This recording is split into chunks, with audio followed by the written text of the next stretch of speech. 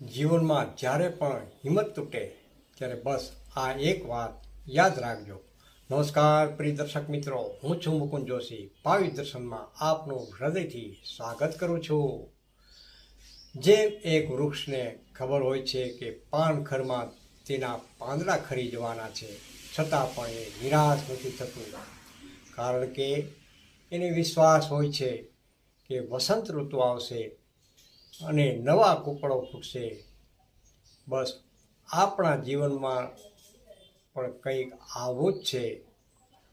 આપણામાંથી ઘણા લોકો આજે કોઈને કોઈ પરિસ્થિતિથી પરેશાન હશે, કોઈને નોકરી કે ધંધાની ચિંતા છે, કોઈને પરિવારની સમસ્યા છે, તો કોઈ પોતાના અટકેલા કામોથી હતાશ થઈ ગયું છે.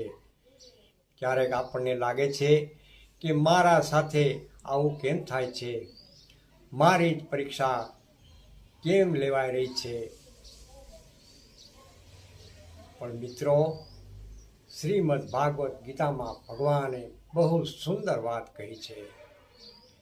તમે જે માગો છો તે તમારી ઈચ્છા છે, પણ ભગવાન જે આપે છે તે તમારું કલ્યાણ છે.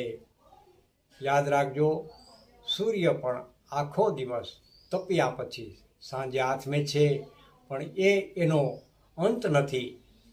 એ વાતની ખાતરી છે કે કાલે સવારે એક નવી આશા સાથે નવો સૂર્યોદય થશે. જે ઈશ્વર આખી સૃષ્ટિને ચલાવે છે, શું એણે તમારા જીવનનું આયોજન નહીં કર્યું હોય?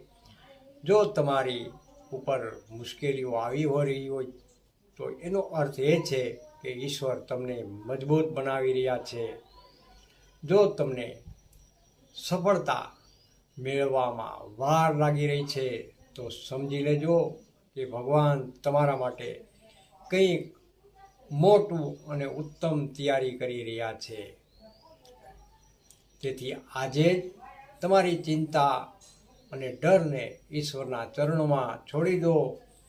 પોતાના કર્મમાં પ્રમાણિક રહો, ધીરજ રાખો અને ખુદ પર, તમારા ઈશ્વર પર પૂરો ભરોસો રાખો. જેણે જન્મ આપ્યો છે એ રસ્તો પણ બતાવશે. તમારામાં રહેલા ઈશ્વરને મારા પ્રણામ.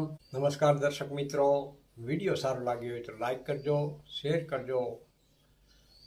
ભાવિ દર્શન ચેનલને ફોલો કરવાનું ભૂલશો નહીં. રાધે રાધે, જય શ્રી કૃષ્ણ.